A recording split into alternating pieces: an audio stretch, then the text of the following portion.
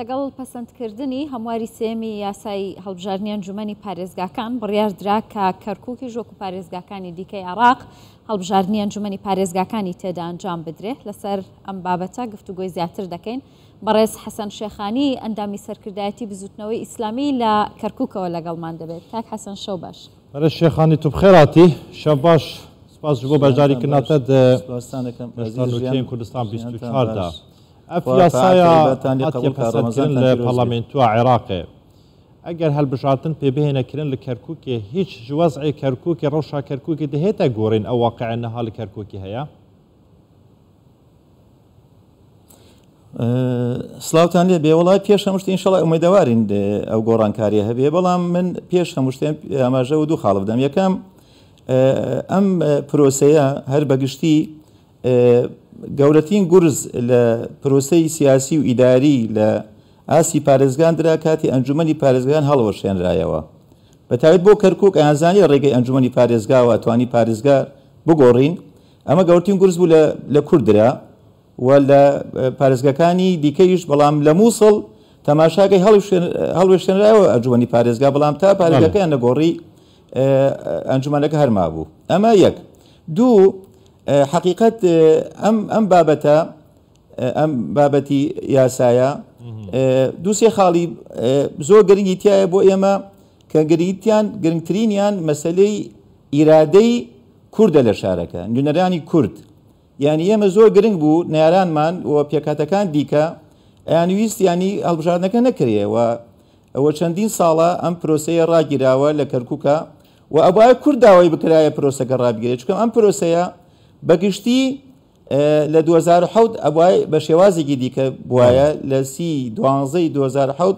دواوادە بوو بۆ جێبەجێکردنی مادەی 140 واگەیسە بۆ یایە جێبەجێ بکرای ئەو مادەیە ئیسەیان بە شێوازی تر هەڵبژاردمانەکە لەم شارەیە. ینی ئەمە حقیقەت ستەمێکە لە کورد دەکرێت ئیسە ئەم پرۆسەی یاسای هەڵبژاردنەوە و ئەنجومەنی هەڵبژاردنەکان ئەگە بێت و مادەکە جێبەجێ بکرایە بە شێوازێکی تر ئەبوو. بێنە سەر خودی یاساکە. حقیقەت وەکو ئاماژەم پێدا ئەم بابەتە پەیوەستەوە ئیرادەی کوردۆ لە شارەکە، ینی ئێمە ئەمانش هەڵبژاردن بکرێ و پێکاتەکان دیکە ئەمانش هەڵبژاردن نەکرێت. دوو، من زۆرم پێخۆش بوو کەیسە باسی 1950 دەکرێت، چکەمە زۆر گرنگە کەوا بکرێت بنەمایەک بۆ پاکوپیسکردنی دەنگدەران لە لیستی دەنگدەران و ئەمە من وا بۆی ئەچم ینی هەنگاوێک بێ تەنانەت بۆ جێبەجێکردنی مادەی 140، چکەمە مادەی 140 سێ قۆناغمانەیە: تەطبیق ئاساییکردنەوە،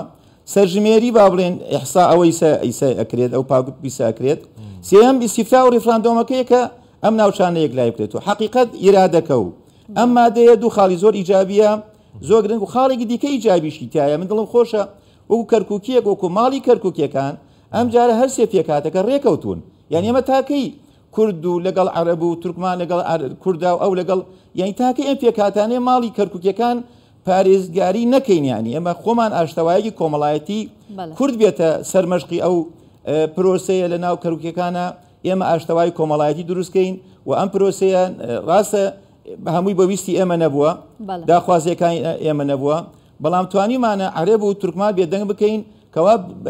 سبەی ئەگەر ئینشەڵا پرۆسەکە کەیسە بەو تێبینیانەی باسیەکەین ئەنجام درا. ئەوە زۆر گرنگە. خاڵی دیکەی گرنگیتیایە ئەوەی کە باسی کرد لە ئیرادەی کورد ئەگەر بێت و مامەڵەی یەک ئەگەر هەر کەسێ مادەی 140 مامەڵەکەی کردی بێت و یا تەعویزەکەی وەرگرت بێ لەم پرۆسەیە بەشداریەکە لەگەڵ ئەو تێبینیانەیە ئینشەڵا ئەماژەی پێدەم بزان پرسیارەکەی جەناب بچێت. زۆر باشە. باسی ئیرادەی کوردت کرد لە کەرکووک، ینی گرنگە مادام ئێستا ینی ئەوەی کورد دەویست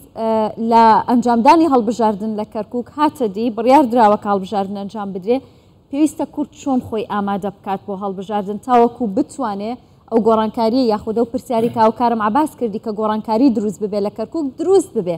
ینی کورد بتوانێت بۆ نمونە پۆستی پارێزگاری کەرکووک وەربگرێتەوە. ئێمە دوو شت لە بەردەستمانایە. یەکەم یاسای هەڵبژاردنەکە چۆن مامەڵەی لەگەڵا بکەین. ئەو لیژنەیە زۆر گرنگە کە لە بەغداوە دێ 5 وزارەت، ینی من نازانم ئەم گەلە کۆمەی وزارەتەکان چییە بۆ ینی پاکپوس ینی با بڵین پێداچوونەیە بە سەرژمێری ناوەکان بک پاکو پسی بکات ینی بۆ وەزیر داد بۆیە ناوخۆ بیا قەینایی تەندروستی و بلاندانان و ینی بۆ ئەم گەلە کۆمەیە ئەمە لیژنە چۆن لەم ماوەیە هەمووی ئەم ناوانە ڕێگە کرێت و چاکە کرێ بەڕاستیانی ئەمە خۆی بۆ خۆی ئەو لیژنەیە زۆر بنکە مامەڵەی تێگەیشتی لیژنەکە و بەتایبەت وزارەتی داد و خودی خالیشوانی لێرە دەستخۆشی لەکەم و دەستخۆشی لە کاک شاخەوانی شەکەم حقت جوودێکی زۆر باشیان کردووە لەم قۆناغەیە و پێشنیاز شەکەم ئینشاڵڵا سەباسیەکەین بێن لەگەڵ حزبە کوردستانەکان لێرە لە ئاستێکی بەرپرسی یەکەمەکان کۆبنەوە بکەن و هەنێ ڕووکردنەوە بدەن حقت لیژنەکە زۆر موهیمە و ڕێخستنی ماڵی کورد زۆر گرنگە ئێمە ئەمزانانی ئەم جارە یەک بازنەییە 320 مەقعدە دابش کرێ بەس کەرگوو 16 مەقعدی بەرگدانگی بەرکۆتاکانی 15 ئەلەم 15 ئێمە ئەبێ 8 کورسی بێنین ئەم جارە بۆ ئەوەی بۆ ئایندە بزانین چۆن پارێزگار و پۆستەکان و ئەوانە دابەشەکەین ڕێخستنی ماڵی کورد گرنگە بەڵام یعنی حقت هەمووتانە زانیان ئێمە ئەزمونێکی زۆر تاڵمانەیە لە هەڵبژاردنەکان لە ڕیفراندۆم لە هەموو کایەک سیاسیەکان ئێمە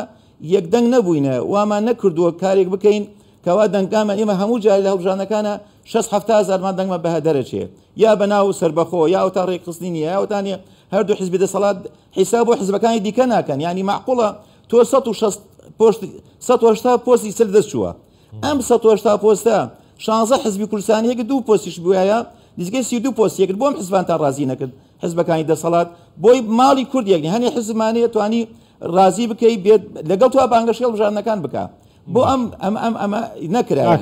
حقیقەت ئێمە ئەزمونێکی زۆر تاڵمانەیە و ئەبێ ئەم جارە دەست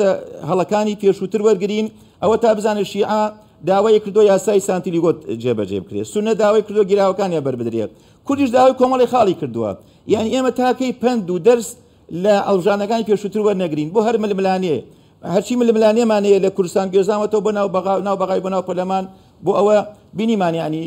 یەکێتی بەیاننامە دەرەکاڵێ ئێمە نەبووینە نەوەی نوێ بەنامە دەرەکە برایانە گورت و هەمووی لایەنەکان ئەڵێن بەشدای باشە بۆ یەک دەنگ نەبووینە بۆ تا خوێنەوەی جیاواز بۆم یاسایە ئەکرێت یەکێ لە کێشەکانمان وەکو کێشەکانی دەستور و کێشەکانی محکەمەی اتحادی کێشەکانی کۆمیسیۆنی باڵا تەماشاکە خوێندنەوەی جیاز بۆ دەقەکان دەکرێت ئەم خوێندنەوەی جیاوازە کێشەی دروست کردووە من داواکان وەکو پێشنیازێ هەم خودی جەنابی دکتۆر شاخەوان هەم جەنابی وەزیری داد بێنە کەرکوو لەگەڵ حزبە کوردستانەکانە ئەم یاسای شی و شیتەڵ بکەنەوە بزان چی لە بەرژەوەندی ئێمە چی قازانجمان هەیە چی لە چی قۆناغێکە چۆن دەنگکان ئێمە 3 قۆناغمانێ قۆناغێکی پێش هەڵبژاردنەکان چۆن خۆمانی بۆ ئامادەکەین قۆناغی کاتی هەڵبژاردنەکان ئێمە چۆن ینی دەنگدەنان هاان بدەین بەرەو تۆزانی لەم ئیسە کورد لەم شارەیە لە 2007 ستەمی لێکرێ ینی خەڵک بێزار بووە خەڵ بێتاقەت بووە بیتمانەی نەماوە ئێمە ئەو چۆنە بگەڕێنەوە اینجا دوای قۆناغی ئەنجامدانی هەڵبژاردنەکە ئێمە اینجا مامەڵە چۆن لەگەڵ هەردوو پێکاتێکی دیکە بکەن بۆ دابەشتین دەسەڵاتەکان لەم شارەیە سەبارەت بە ڕێخستنەوەی نێوماڵی کورد لە کەرکووک ئەوە پێویستە گلەی لە خۆتان بکەن ئێوە هێزولانی سیاسین لە کەرکووک کە کوردن لە زمانی یەکتر تێدەگەن پێویستە کاتێکی زۆریش ماوە بۆ ئەو کاتە خۆتان ڕێک بخەن بە یەک لیست بە یەک دەنگ ئیتر بەشداری لەو هەڵبژاردنانە بکەن بەپێی ئەو توماری ساڵی 1957 کە جێگیر کراوە بۆ کەرکووک بەڕای جەنابێت کورد دەتوانێت بەپێی ئەم تومارە ئارمانجە سەرەکیەکەی بەدەست بخاتن لە کەرکووک زۆر گرنگە ئەو بڕیارە حقت من زۆرم پێ خۆش باسی ئەم سەرژبێریەکەن ینی وازان میسە مادەی سەوچل جێبەجێکرێ لەبەرەوەی زۆر گرنگە بۆم قۆناغە باسی ئەوە ئەکرێت و ئێمە 4 شاری گەورەمانەیە دووس خوڕماتووە لەگەڵ کفری لەگەڵ کەلار لەگەڵ چەمچەماڵ دابڕێن ئاوارە بوونە بەڵام بە ئەو سیاست تعسفی و شۆڤیانیانێکەوە ڕژێن پێشوو بەرجەستەیە کرد ئەم 4 گۆڕانکاری دیموگرافی کردووە گۆڕافانی یان لە ئاسی هاوڵاتیانش کردووە خەڵکی شتەجێی جنوبی هاوردە و لێرە شتەجێی کردووە ئەو دوو قۆناغی ئەمە ئەگەر بەم سیستمە بێ بەم یاسایە بێ و خاڵێکی گرنگ زۆر لە 2 خاڵە باسی کردو ینی من ئەو یاساکەم لایە ینی لەمەی شەشەمیش و حوتەمیش ئاماژە بەوە ئەدا کە بەتایبەت شەشەم کە ئەوانەی مامەڵەی مادەی سەوچیلیان کردە هەمووی شومولەکە ئەو کوردانی کاتنەوە ئەوانەی مامەڵەی سەوچیلیان کردووە لە هاوردەکان لە پێکاتەکەی دیکە هەمووی دەرەکرێن ئەمە زۆر بڕیارێکی مهمە و تاواکەری مادەی ئەفو سەرژمێریەکەی 57 ئەمە بۆ قۆناغی ئێمە زۆر گرنگە لەمەی ئەگەری من بڵێم عەرەبی هاوردە کە ڕۆژانە باز دەکرێتەوە لە ناوەڕاست و خوار و عێراق عەرەب هێنراوەتە کەرکووک و سەرگوندەکانی کورد و ئەوانە بە هیچ شێوەیەک ئەمانە شمولی دەنگدان ناکەن ناتوانن دەنگ بیدەن وەکو ئاماژەم من چاوپێکەوتنەکەی دکتۆر شاخەوانە بینی وتی بە هیچ شێوەیەک ئەوان ناتوان بەشداری بکەن و یەک دەنگی کوردیش نافەوتێت هەر چوار قەزاکەی کەوا بە ئاماژەمە پێدا کە دابڕن لە لیوای کەر و کاتی خۆی لیوای کرد بووە و هەمووی لەسەر ژمێری 1950 بەشداریان کردووە. ئەمە مشتەیەکی باشە بۆم کۆناغا من ئەڵێن پێت ئەمە باسی ئیرادەمان کرد و باسی ینی مادەی سەوچلمان کرد قۆناغی زۆر باش کاری تیا کراوە دڵخۆشکەرە و ئینشەڵا بتوانین لەگەڵ پێکاتەکان دیکە و خوێندنەوە جیاوازی بۆ کراوە لەگەڵ برادرانی یەکێتی لەگەڵنەوەی نوێ لەگەڵ هەموو پێکاتەکان دانشین کۆبینەوە و کوژنا فەرمونون ئێماڵی خۆمان ڕێخین بۆ حزب دەسەڵاتدارەکان بە تایبەت خۆیان زووتر ڕێکەون و بێن بە پرۆسەیەک بە کاندیدەکانمان زۆر نەبن کاندی باش و خەڵی کارەمامان حقت ینی ئەوە خاڵێکی زۆر گرنگ ئێمە کاندی باشمان دەبێت حقت دەری کوردیەکێ لە هۆکارەکانی کورد لەم شارە دەنگ نادا کاندیدەکەمان کاندی باشین کاک ئەوانەی کە نوێنەری کوردن لەم شارەیە یەک دوانە بەدەستی 50 مێردن کو ئەوە کاندیکە کو دەنگیان لەکوێیە کوانێ دیفاعکردنیا کێ باسییان نەکات حقت زۆر سپاس هەموو کوردیش ئێمە هەفتاندا پەلەمانمانەیە دایمەن دووسێ کەسە بینی باسی کورد و باسی کەرکووک و باسی ئەم مادا ناکە بەڕاستی. بەڵێ سپاس دەکەین بەڕێز حەسەن شەخانی ئەندامی سەرکردایەتی بزوتنەوەی ئیسلامی لە کەرکووک لەگەڵمان بوویت.